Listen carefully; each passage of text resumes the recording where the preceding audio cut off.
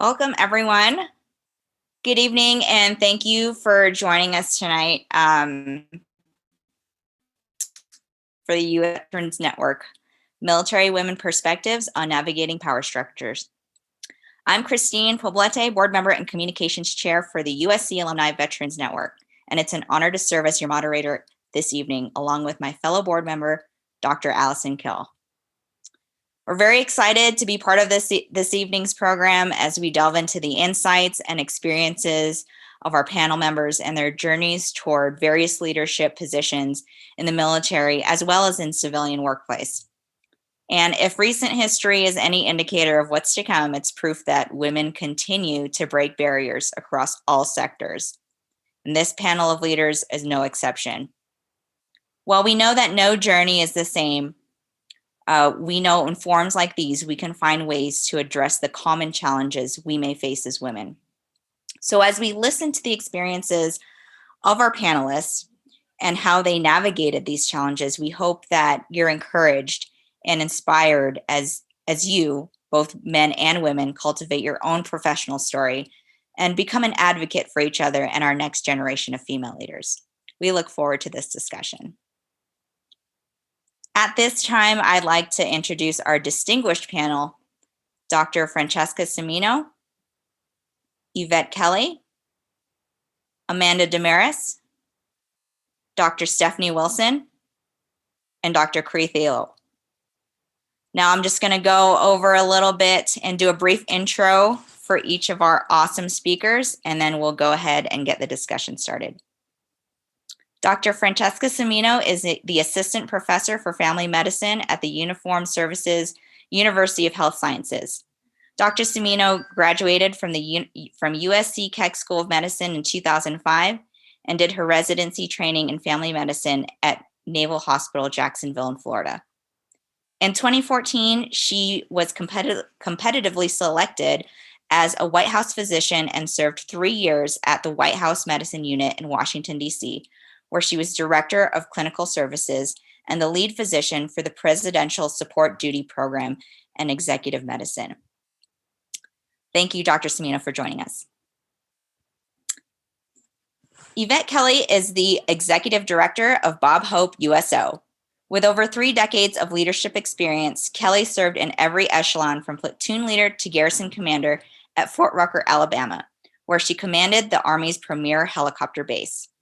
Kelly was awarded a jurisprudence degree and certificate in alternative dispute resolution from USC. She's a licensed attorney and certified project management professional. Welcome, Yvette. Amanda Damaris is the Director of Community Outreach at Iowa State University. She served in the Army Reserve, including 1 overseas deployment, working in human resources and intelligence. Prior to working in higher education, she worked as a government contractor and Department of the Army civilian in areas of human resources and family programs. Amanda is a 2015 graduate of the online USC MPA program. As a Trojan and Cyclone, she bleeds Cardinal and gold, always ready to cheer on her alma mater. Welcome, Amanda. Dr. Stephanie Wilson is the Air University Leadership Development Course Instructor at Air Education Training Command, Maxwell Air Force Base, Alabama. Dr. Wilson is an accomplished author, public speaker, and lieutenant colonel in the United States Air Force. Dr. Wilson has created benchmark curriculum on unconscious bias and led efforts to increase training on the human domain of military leadership across Air University. Welcome, Dr. Wilson. Dr. Creighlynn D is the Command Culture Advisor at Headquarters Air Force Global Strike Command, Barksdale Air Force Base, Louisiana. She's a retired U.S. Army military intelligence officer specializing in human intelligence. Dr. Thoele is known for her practical application models that focus on increasing organizational and operational effectiveness, promoting authentic leadership, and fostering positive cultural change. Please join me in giving a warm virtual welcome to our panelists. So without further ado, let's get into the discussion. So for each of our distinguished panelists, please tell us a little bit about yourselves and how you got to where you are. We can start with Dr. Cimino. Hi, well, great. Thank you to everyone who's in attendance tonight. We're really excited to be here, and I'm thrilled to be joining you from the East Coast here. So my military journey started, maybe, I don't know if it was a little later than everybody else's, I guess sort of in an unconventional kind of way. My brother actually was at West Point. He's younger than me, but was at West Point. And I was watching his career and his schooling at that time and thinking to myself, I don't think I want to join the Army. And as medical school loomed, I'm actually a USC undergrad graduate as well. I started to think about what does service look like in terms of commitment to medicine and beyond that, and was looking for ways to manage medical school debt as well, and had looked at the public health service at the time, and then stumbled across the health professional scholarship program and applied for that. So I am an HPSP grad from USC KECMed. And that's how I got into the Navy. And it was, I think if there was a time that I really didn't think this was going to go much further than the 4 years that I owed the Navy after paying for medical school. I did my training out at Naval Hospital Jacksonville, Florida, opted to move away from my beloved state of California to try something else, knowing that if I never left California, I'd probably never leave California. And actually, the truth of it is that I haven't been back, which is sort of amazing, given that there's a good Navy presence in Southern California. But I've been stationed at Naval Hospital Jacksonville, and then after residency there in family medicine, I was stationed in Yokosuka, Japan, and from there was also forward deployed to Kandahar, Afghanistan. And then beyond there, went to Bremerton, Washington. So back to the West Coast for a little while, a little chillier up north there, and from there was how I got into applied for and then was selected for the White House position. I was at the White House for 3 years, and then was at the Uniformed Services University, where I am now, but I'm leaving next week to start a new job as program director for the family medicine residency program at Fort Belvoir. So it's actually been one of these adventures in the military that I really didn't think was ever going to get this far. So I'm almost at 16 years. And if you had asked me when I was a medical student, it would have been 4 and out. So, but here we are, and it's been quite the adventure. And it has been amazing to be part of this military family. So I'll talk a little bit more about that as we get a little closer to it, or a little further into the discussion. Thanks, Dr. Cimino. Yvette, you're up. First of all, thank you for having me this evening. And thank you, let me start this video. Okay. I'm having some technology issues. Okay, here we go. First of all, thank you for having me this evening. It's really an honor to be here. I've spent more than half of my life in uniform, and I regretted the day I took it off just a few years ago. I fell into the military. I was living with a couple roommates. I just moved out to Palm Springs. I'm originally from LA, but had to get away from the family. So bought a house out there and didn't realize how expensive it was to make ends meet. So one day I got a postcard in the mail that said, find out about Army ROTC. And I thought, 6 weeks, no obligation, I'm in. I needed the money. So before I knew it, I looked into the program and I was just inquiring, but before I knew it, I had my uniform, I had plane tickets, I took the tests, I took the physicals, I took everything, and I was on a plane to Fort Knox, Kentucky. I'd never done physical exercise. I never was in any sort of marching, drill, and ceremony environment, never fired a weapon. I was completely out of my element. But money is a huge motivator when you have none. So I attended the basic camp program at Fort Knox, and I did well. So they offered me a leadership scholarship. And I thought 2 years, I'll get my undergraduate. And then like Francesca, I just had to serve my 4 years and then be on my way. But I enjoyed my time at Fort Knox. I enjoyed learning everything. I enjoyed physical fitness. I really enjoyed the teamwork and that sense of camaraderie and the shared vision for achieving goals. So all those things just led to my accepting the scholarship, finishing out my degree at UCLA. Don't hold that against me. So I did that for my undergraduate. And then before I knew it, I was in Korea starting my career as a second lieutenant, leading soldiers. And I did that. I was deployed for 4 different contingency deployments. First one being in Panama when we took out Noriega. And at that time, that was my first combat aviation mission. I started flying helicopters in the Army. And then after Panama, served a little bit of time and then went to Somalia to stop the starvation.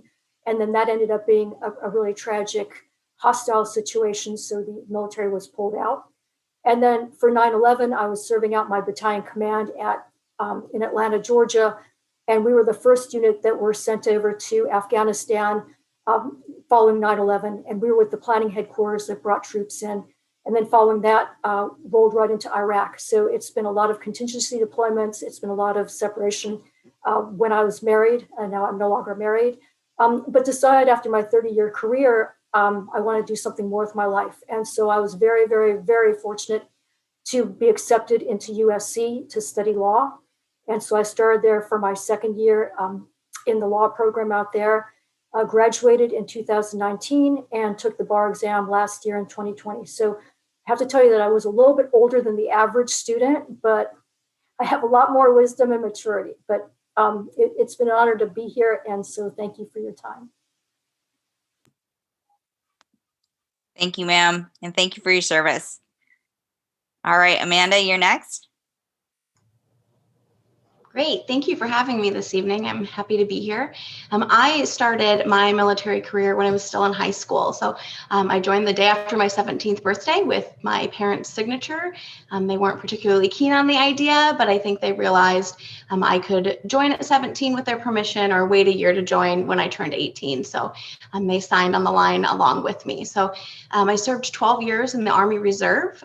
So 1 weekend a month and then annual training in the summer, a little different than active duty. I served 1 overseas deployment to Balad, Iraq, and came back and started my education at Iowa State, where I earned my bachelor's degree. As a part of my undergraduate degree, I had to complete an internship. And so I served as a White House intern in the Domestic Policy Council for Veterans and Wounded Warrior Policy. And that's really where I saw government organizations and nonprofits working together to do more with less. And so that is what inspired me to earn my MPA from USC. So I was working full time as well. So as soon as I came back from my internship and graduated, I was working full time. I was married. My spouse is also a service member and was getting ready to accept an active duty position. So he's AGR, which is Active Guard Reserve, active duty, but at a reserve unit. And so I knew that I needed a program that would let me move around. And so I selected the online program. So I completed that while we moved from our home in Iowa to Fort Devens, Massachusetts, and then to Fort Huachuca, Arizona. And then when we decided to come back home to Iowa, I was looking for a position that would let me use that MPA in a way that I felt was really meaningful. And that's what led me to the Iowa State University Alumni Association. That's where I am now. I'm serving as the Director of Community Outreach. We're happy to be home, but do miss the excitement of getting to move around and meet fellow military families. Awesome. Thank you, ma'am. Dr. Wilson, you're up, ma'am. Awesome. Thank you so much. Thank you for having us all here. I'm learning a ton about these fantastic ladies, which is magnificent. So my Air Force career started off actually when I was super young because my parents are both Air Force officers and I saw them leaving in their outfits and I'm like, oh, that's something I could do that. I could do that. Right. And so I joined ROTC in college to get college paid for and wanted to be a doctor. I was going to be a pediatrician in the Air Force. This was going to happen. And so it didn't. And I got reassigned into maintenance because it was one of the jobs that was open. I don't fix anything. I believe in supporting trades. So me being assigned maintenance was like, I'm sorry, have we met? I don't do fixing things. So it was a couple of months in, if not a year, where I fell in love with the people and then I fell in love with the mission. And I've been in almost 20 years now. I know I look young, Olay, some water, but almost 20 years now, and I love it. It's fantastic. This career has allowed me to see the entire world twice, and still counting. And the opportunities it's presented for me and my family have been fantastic. I have a civilian spouse who didn't necessarily know what he was getting into when he married this lady in combat boots, but he has rolled with it fantastically. And I love what I do right now, which is helping train future commanders and leaders on how to best lead authentically. And how cool is that to do at this point in my career? So thank you. Thank you, ma'am. All right, Doc T, last but not least, you're up, ma'am. Oh, you're on mute, ma'am. What would I do without you, Kristine? I miss you so much. So hi, everyone. She introduced me as Doc T, and that is, I guess, my new call sign in the Air Force. But I did not start in the Air Force. I actually started in the Army. I started as an E1 private. It's a combat medic in the United States Army back in the 90s, but we won't say how far back. I loved what I did. I was very similar to where I thought I was going to get money for college so that I could become a medical doctor. Well, I ended up starting my family young. And after I was pregnant with my third child, I decided to get out of the military and be a stay-at-home mom until all three of my children got into school age. But my goal was to go back and to become an officer. That is what I always wanted to do. I wanted to be the one to be able to make the policies and change the Army for the better. So I did that. I got my bachelor's degree and I came back in as a military intelligence officer. So I went through OCS, I was prior enlisted, became a military intelligence officer. I specialized in human intelligence. I finished my MBA, and I was on a track that I thought for sure I was going to become a general in the Army. That was my goal.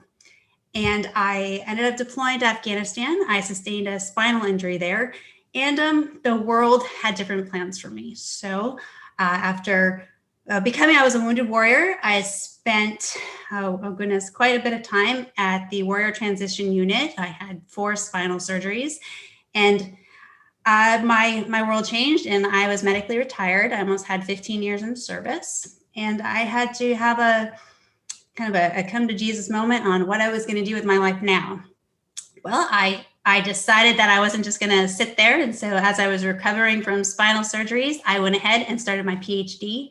Went and got my PhD in strategic management and decided that I was going to move over to Shreveport with my in-laws and look at a career with the Air Force. And so I now work for Air Force Global Strike Command. I was blessed to have run into a very powerful, independent woman, Colonel Dee Dee Halfhill, who kind of scooped me up and said, hey, let's do something different than what you signed up for. And now I am the command culture advisor for Global Strike Command. We started Striker Culture Movement and are making positive culture changes throughout a MatchCom. So that's my story. And so thank you so much for having me here. Thank you, ma'am. All right, we'll get into the good stuff, the meaty stuff, the questions. So panelists, feel free to jump in, no particular order. Can any one of you tell us about an experience where you had to navigate a power structure in some sort of way with regard to gender, or some sort of struggle you had because of your gender, and kind of tell us how you overcame that? So I have something, if you don't mind, and I will preface with my children just came home and they are very loud in the background, so please offer grace. But I think about our equipment as females. So I'm a missile maintenance and munitions officer. I require certain amounts of safety gear. None of the gear has been made for my body and my frame. Every safety toe boot is a man's size. I don't have man-sized feet. Every piece of winter gear has been male size. I don't need the extra fabric up front and tucking all that into my female pants is very uncomfortable. And being a mom of four, all the uniforms for pregnancy are some of the most uncomfortable things I've ever put on my body in my life. My husband calls them punishment for damaging Air Force property, by the way, whenever I had to put it on. And so when I became a commander for the first time, because I've been lucky enough to command a squadron twice, I made it my mission to find female winter gear, female boots, and at least have it available for my 5 ladies that I had in my unit, and tried to make sure that they saw that, okay, the pink tax is real. It is going to cost a little bit more, but it's worth it for our people to have good gear that fits them, that they'll wear, that makes them feel proud to be in their uniform. And I can't say I've overcome it all, but I continue to beat that drum and sound that alarm at every single base I'm assigned to. And anytime I'm in charge, my first question is, this is great. This is unisex. What have your ladies said about the gear that you're ordering, especially our safety gear?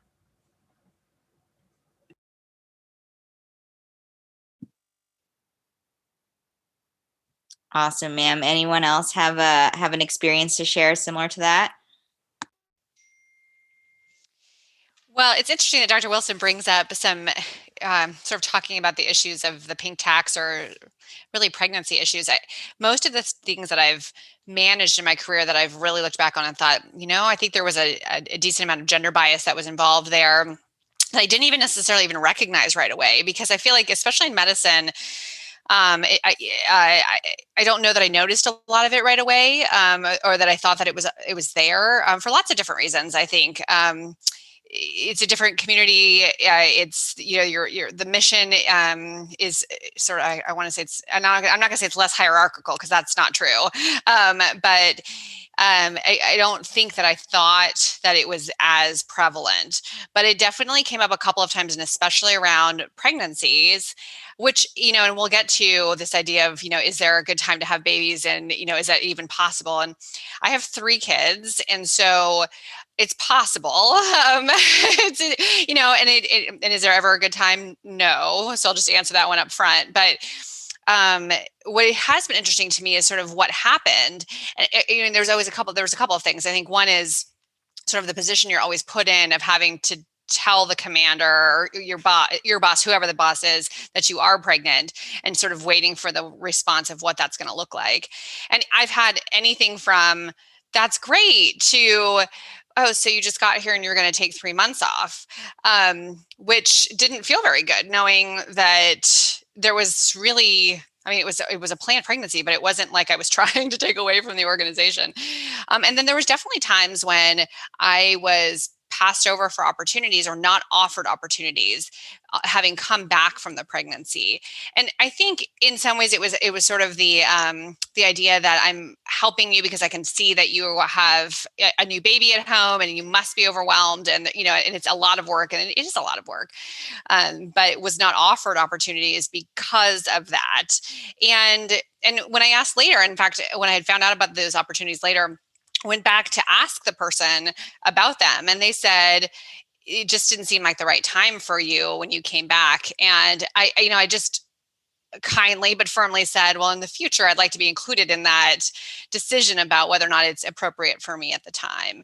I will not say that there aren't many reasons to save me from myself and overcommitment to projects I probably shouldn't be doing. So, in some ways you can look at it that way, that, potentially one who knows me well is trying to keep me from overcommitting to things. But it wasn't just there, it wasn't just in one place. It was at different places. And some of those opportunities to not get into like the right position or the right next role in the organization kept me from moving forward when I was ready to, or when I should have been ready to, I suppose, on the normal timeline, so to speak.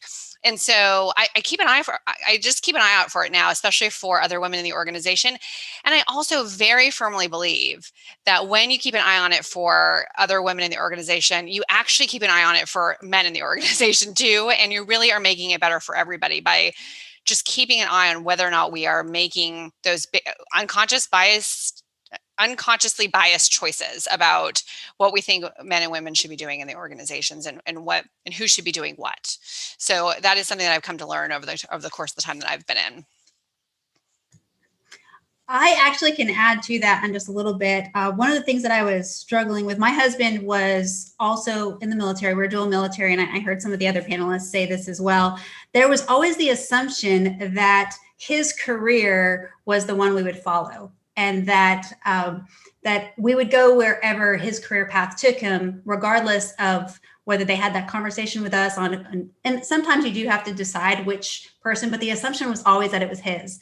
And in our family, it was actually, he wanted to follow me wherever I went. But when it came down to choices in our posts where we were going to be stationed together or not, they, for some reason, always made that assumption. And that became a struggle because just like you, ma'am, there were times that I was passed over for positions that really would have set me up for success in my career. Yet that assumption was made that, oh, well, she's not going to take that because her husband couldn't follow her, and his career was more important. So that's something that I struggled with on the Army side because I was dual military. We faced similar situations as a dual military family. Particularly when I did have when we had our daughter. So when I was pregnant, at least in the Army Reserve, I don't know about active duty, there's a policy in place that allows you to end your contract due to pregnancy. So I could have got out at that time, and I didn't choose to. That thought hadn't crossed my mind. I wanted to continue my career, but that was the first question that I received when I told the command that I was expecting was, oh, so you're getting out, right? That was their assumption. My husband was in the same unit, and I mean, granted, he didn't have the opportunity to end his contract because we were having a child, but no one ever thought that he would consider getting out because we were starting a family. So we faced that. I also want to echo what Stephanie said about the maternity uniforms being terrible. What's worse is trying to make your regular uniform work for 9 months because you didn't get a uniform in time. So, what do you do when you get in that situation? So the uniforms aren't great, but there's something.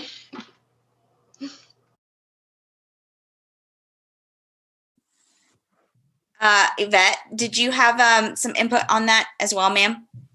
I did want to mention that I did face a bureaucratic obstacle. It has to do with anthropometric measurements. And of course, everybody knows that everything is geared up, or at least it used to be geared up for the dominant physique. So that would be your men. I started out my career as a signal officer in the Army. And after about three and a half years, I wanted something with a little bit more excitement. So I applied for flight school, and I was accepted, and I was on my way leaving Fort Hood, Texas, to transition over to Fort Rucker, Alabama to attend flight school. And the first thing they do there is they give you another physical fitness or another test just to make sure that you're qualified to serve in rotary wing training. So when I got there, they disqualified me. And I said, what? I was good enough when I left Texas, but I'm not good enough once I got to Alabama. And what they had done is they had changed the standards during that short 1 or 2 week period. So I qualified because they weren't measuring my arm length or the total arm's reach or my leg length. But once I got to Fort Rucker and they had enacted those new anthropometric measurements, it was so easy for them to close the door in my face and say, we don't want you, just go on back to Fort Hood. And by that time, I was convinced that I'm going to be a pilot. I'm in the Army. I want to be a helicopter pilot. You're not going to get rid of me that quickly. So luckily I pushed and I just did not accept that decision. I said, there's got to be another way. And so I pursued a different route. I said, okay, what about a waiver? And they said, well, we don't like to give those. And so you have to push a little bit harder. And so the waiver actually consists of putting me in a helicopter. And in this case, it was a UH-1 Huey helicopter. And they said, okay, extend your left leg, full pedal, and then we want you to reach with your right arm the furthest most switch that you could reach. And so that was the test: is can I reach all the different instrumentation, or they wouldn't accept me. And I'll tell you, I was hanging on poles and I was trying to stretch my arms as long as I could because I just did not have. I was 4 centimeters short from the total arms reach. But when they put me in the helicopter, I was able to accomplish those requirements, and I ended up graduating, well, attending and then graduating at the top of my class. But I guess what really bothers me so much is that it was so easy for them to say no. And my message here is sometimes you just got to push and push and push.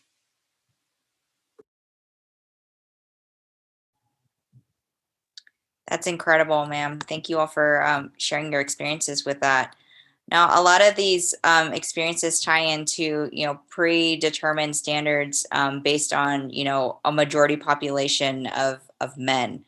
And, we're slowly breaking those barriers. At least I know in the Air Force, we've made significant changes in the dress and appearance and ways to be more inclusive to, women who are pregnant, women with natural hair, and that sort of thing. As we're, making these strides, it's interesting to look back and see, how much things have changed. In your time, have you ever faced any overt gender discrimination? And how did you overcome it? And what would be your advice to women who sort of have to deal with that?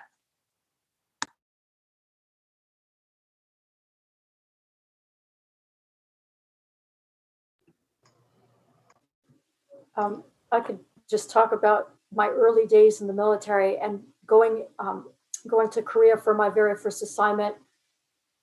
I was invisible. I guess that was the best way to put it. Is that I wasn't mistreated, but when I was in a room full of men, nobody would acknowledge the fact that there was one woman in the room.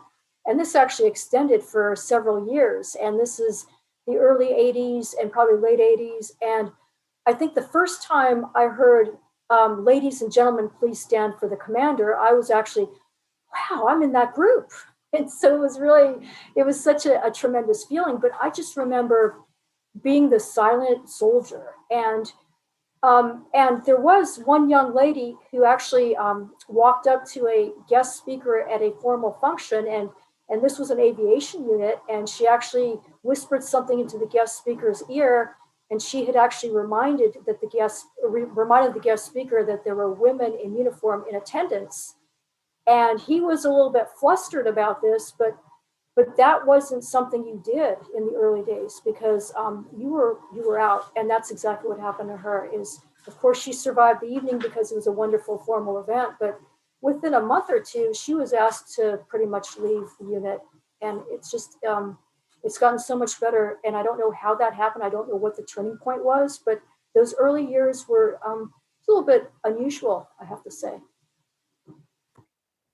Ma'am, I found that interesting that you state better, because I will say, unfortunately, we are still struggling with the ladies and gentlemen. We are still struggling with my husband, who's not in when he has to go to spouses club events.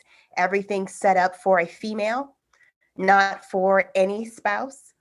I still have the issue when I leverage the community, because part of being in command and various things is you go out to the community and they're like, who's the commander? And I'm like, I'm right here. And you get this, you're the commander. Oh, okay. And it's like, this is the 2000s, people. And so I cannot say that it's as bad as I think it was in the past. I am seeing some growth, but I do not think we're all the way there. For me, most of the I've been lucky, right? Which is a very poor word to use, in that I've had fantastic male leaders who took me for me, thankfully. I've had some not so great policy that has not done the same thing. I volunteered to deploy 3 times right after 9/11 started. I was single. I'm at this base that's cold, and we're fighting in this war. Send me, let me go. Let's do this. And I was told 3 times I couldn't go because I was a female. That's it. Every single one of those gentlemen who were able to go on those deployments have all promoted early. Every single time. And 2 of them are good people.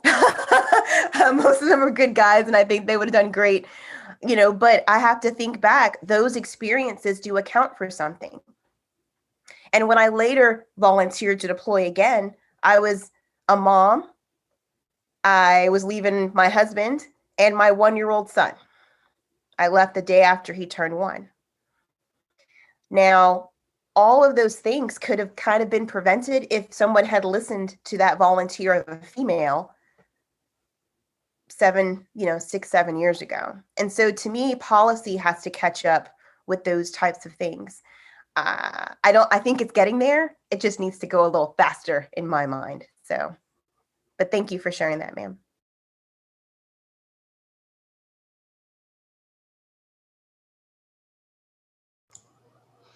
I would agree that a lot of it is the policies that are preventing a lot of things. So much of my career was spent, my civilian career was spent as a mil tech. And so I was a federal employee, and as a requirement of that position, I also had to serve in the Army Reserve. There was a policy for quite some time that you had to serve within that unit that you were a civilian at, or in its down trace. And so there were times that before females were allowed to serve in certain units and in certain MOSs, that I couldn't apply for positions on the civilian side that would have been career progressing because I couldn't serve in that unit as a soldier because of those policies. So there were times that, even as a civilian, those policies prevented me from excelling.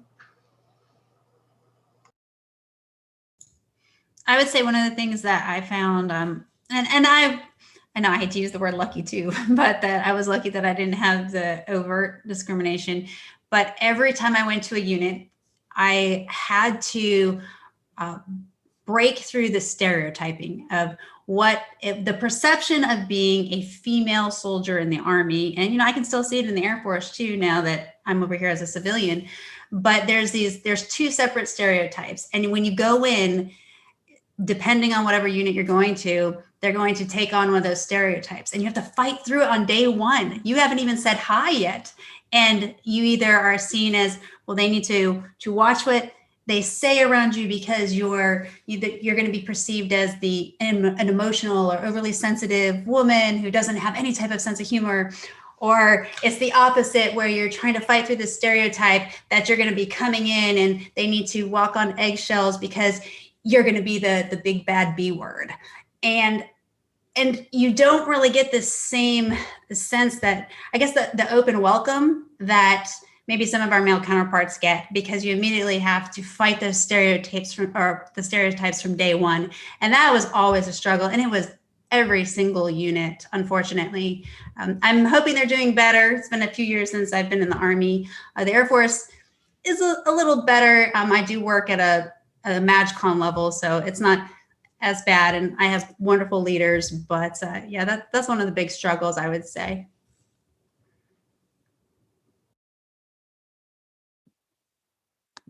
What advice do you have for women who are considering a career in the military, but have concerns about having these types of gender-related issues?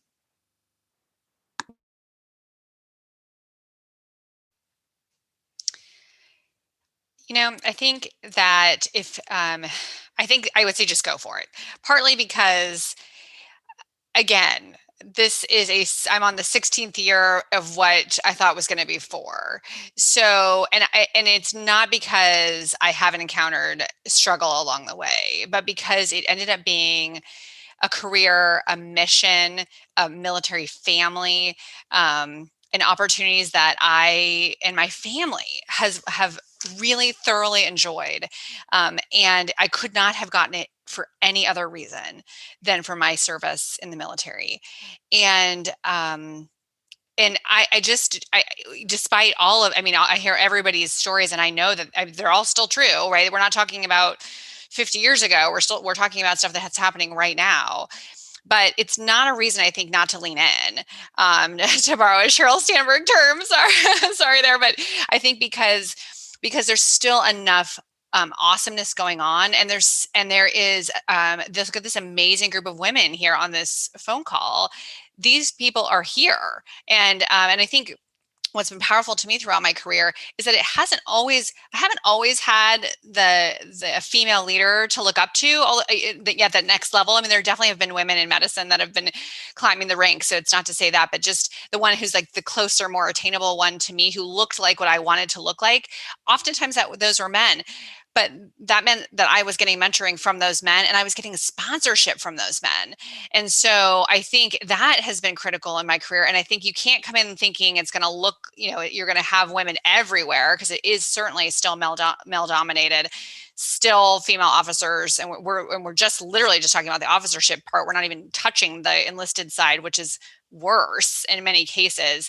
Female officers are still only about 3% of the whole military force. I think it's somewhere around there. But there's been incredible mentorship and sponsorship regardless. As a fellow active duty person right now, I would say, show me a business that is better. Show me. Because I will tell you that there are so many people who want to make it better, who are owning their mistakes in the past and trying to be better than yesterday. And I appreciate that every single day. Every company has bonehead, every single one. Every company has that guy, every single one. Which is why HR is always in business. But the good thing about our military is that we hold each other accountable. It is not just up to one office. If somebody is being that person, I guarantee that if you share, because you can't keep it to yourself and then expect people to know, but if you share, care will arrive. It will show up.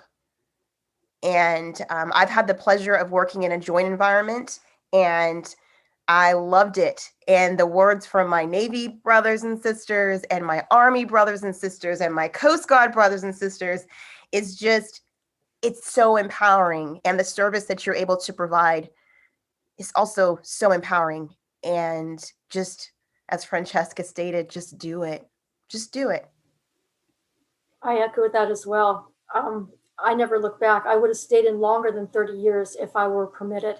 But it's got to be right for you. I came in, I'm a first generation American. My father didn't speak English. And when I joined the Army, it was a way for our family to give back to this country. So the bottom line is that's service to our nation. And so you've got to want to do that. And then you've got to be able to risk your life, because whether you're in any branch of service, whether the Army or the Coast Guard or wherever you are, you're putting your life at risk, but you do that because you care so much about your country and you care about the people you serve with. So when people lay their lives on the line, they don't do it for their country or for the unit. They do that for the buddy next to them on their left or on their right. And that buddy, it doesn't matter if he's male or female. It's like you just want to be part of a competent, trained, effective team defending our nation. So it's got to be right for you. You got to be strong. You've got to be mentally strong, but you've got to also know that it's a team sport. You don't do this alone. And there are bad things that happen everywhere. And I am disgusted at some of the things that have happened at Fort Hood in those units. And that's a sign of very, very, very, very poor leadership.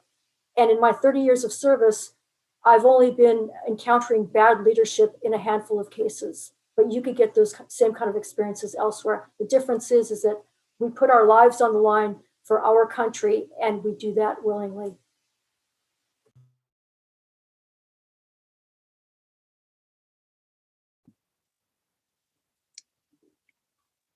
Thank you, ladies.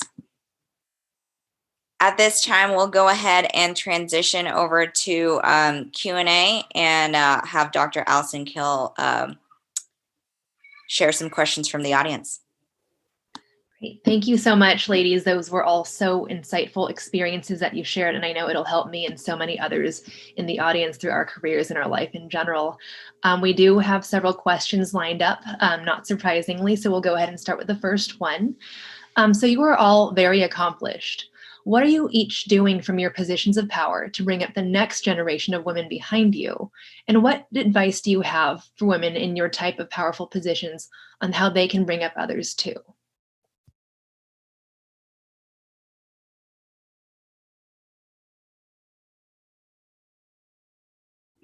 I'm a talker, so if you give me a chance I know. to talk, I'll do it. Francesca, do you want to go? Am I good? You go first. Okay.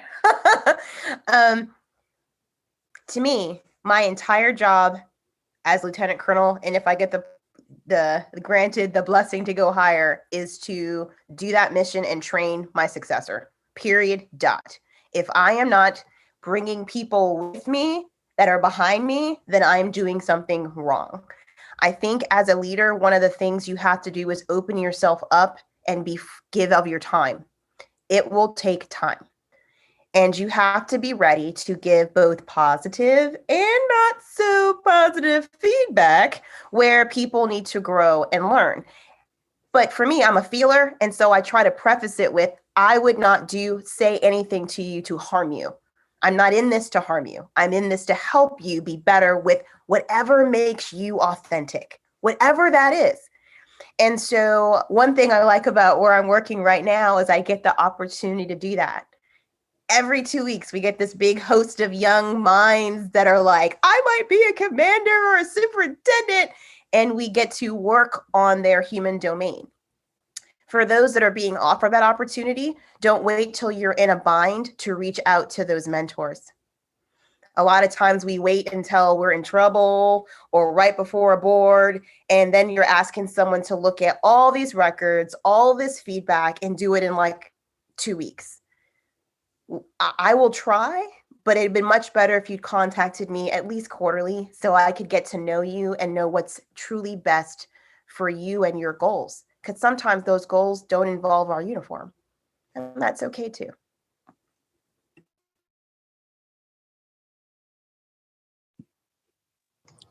Dr. Cimino, did you have an answer for that as well, ma'am?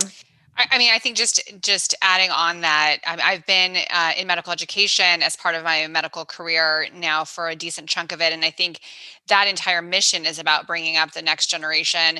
And I think in recognizing the help that I've had when people have sponsored me to do things, I'm really trying to be intentional about giving the people behind next in line, the opportunities when I have the power to give them those things and be an advocate for the things that they are passionate about. As I've gotten a larger voice, as I've gone forward in my career. So as much as I possibly can, I think it echoes this idea of generosity with time and talent, and then also of top cover, which is something you can offer as you get a little further along and have a little bit more rank. Definitely. And I completely agree. Mentoring women behind us is the only way we can guarantee women's success. So I appreciate that.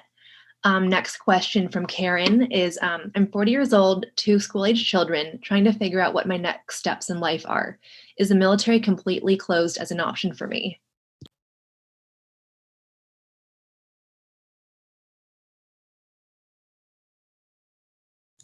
So I would like to take this on. So I am over that age. It is not, if you look at it from multiple perspectives. So I am now a DoD civilian, so I'll never be able to wear the uniform again unless, one day they call me up and say, hey, Cree, we want you back. I'd be there in a heartbeat because I'd do anything to get back in the uniform.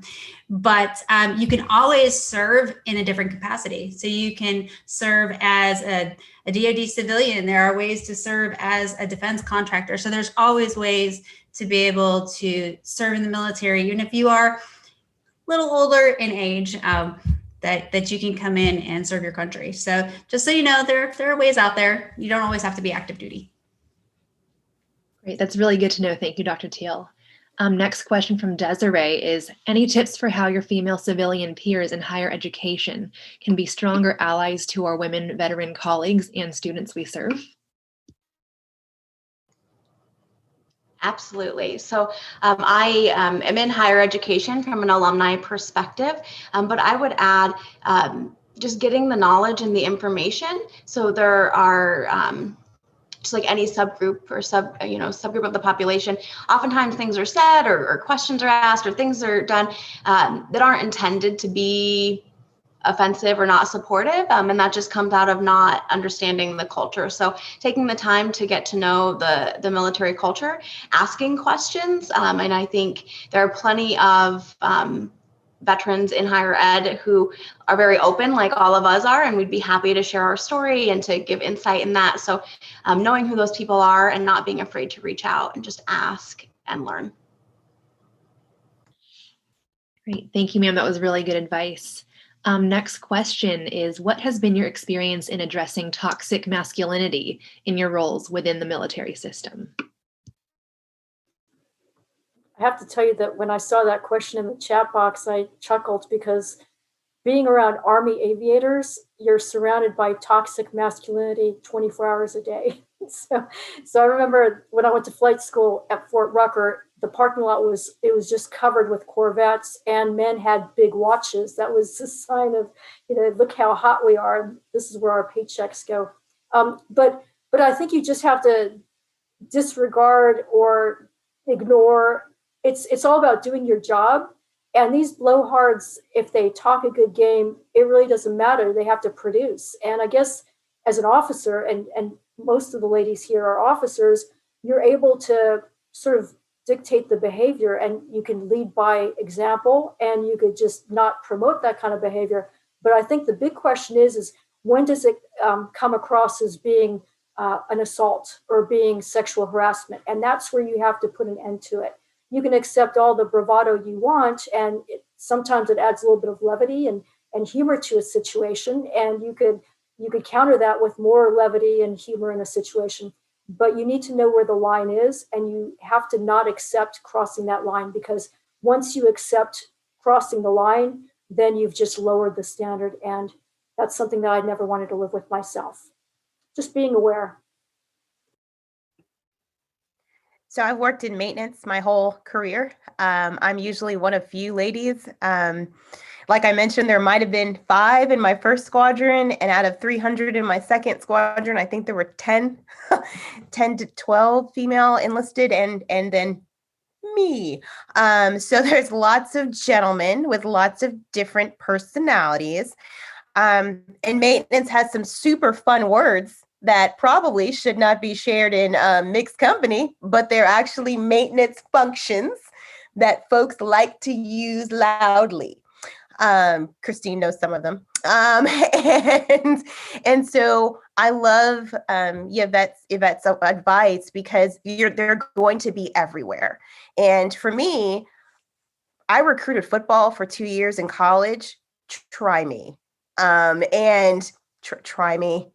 That's not as funny as you'd be amazed what an amazing RBF can do to quell a situation that is not going the way they think, because they get sweaty. I will tell you, they'll get sweaty at a certain point and be like, oh, that joke didn't land. No, it did not. And you continue on because no one likes to be the dummy in that situation. Toxicity, though, is defined by the person receiving it at times. Bartering, it being harassment, that's a little different. What's toxic to you might be funny or funny to somebody else. And so I would really kind of understand, as she said, your lines, what truly is funny, what's truly like crossing that line. But make sure you're judging it on how it makes you feel or how you think it might be putting others maybe down. Is it a culture of where they pick with each other? And it's as good as you can get, but not harmful. Does that make sense? There are some cultures they pick, and that's fine if it's back and forth and it's all said in good humor and we can get the work done. There are some other cultures where if you walked in and started picking, who are you? And you must die now. So, I mean, you got to kind of know the environment you're walking into. If you are someone who does not like that particular culture, I would steer away from maybe certain jobs for a bit while you figured out what you could handle and what you can't. Know where you're landing. Set your expectations. But I'll tell you, when I walked in as a lieutenant and put a Glade plug-in in the office because these gentlemen were thinking too hard in the office, that made sure that people kind of knew where the LT sat and they kept on their P's and Q's. Absolutely. I believe I agree that toxicity is something that we definitely need to address as service members. It's all of our responsibilities to do so. So thank you for that. Next question from Darcy is, for those who have served in combat roles during a deployment, what have been the coping skills and resiliency factors that have rendered you successful as women in those challenging environments? I can answer that question. It was actually my team. So, and funny enough, it was all men that I deployed with. I deployed with the 4th BCT. It's a brigade combat team with all armor. So a bunch of men. And it was my team that got us through. It was the relationships that we had, that when we were downrange and the situations that we were in, we laughed, we joked, we took care of each other, we cried, we screamed at each other, but we always had each other's back. And so it's really understanding that when you're in a deployed situation, especially when you're in a combat situation, that your team is everything. It doesn't matter if you're a male or a female, you are one team at that moment, and that's your family, and that's what really gets you through when you're deployed.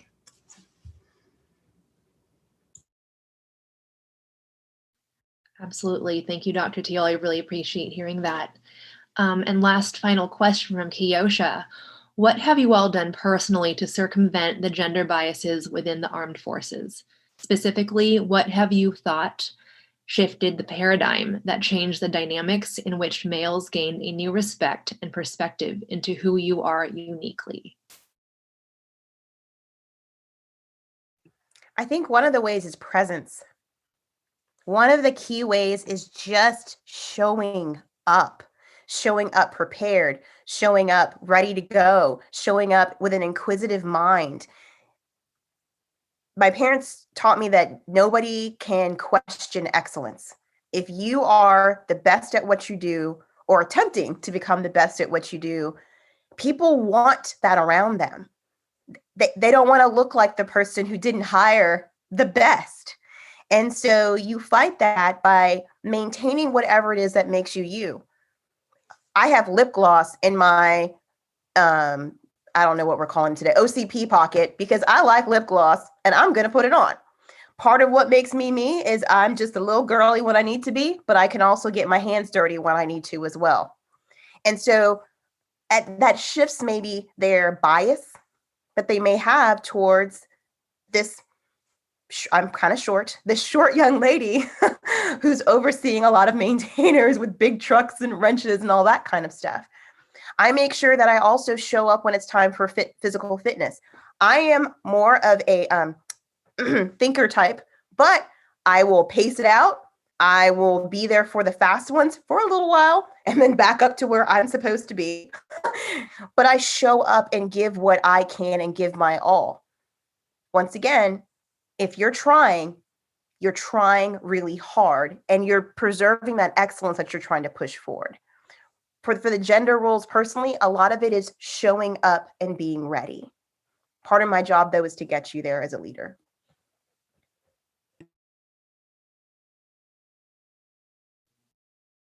Great. Any last comments or responses?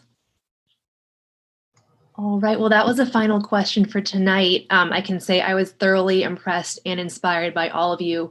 You are definitely all my role models, and I will definitely take this very well into my career. So thank you all for sharing your experiences. And with that, I will hand it over to Kristine. Just want to echo everything Alyson just said. So impressed and inspired by all you ladies and your stories. And thank you all for just showing up and being that representation to pave the way for the next generation.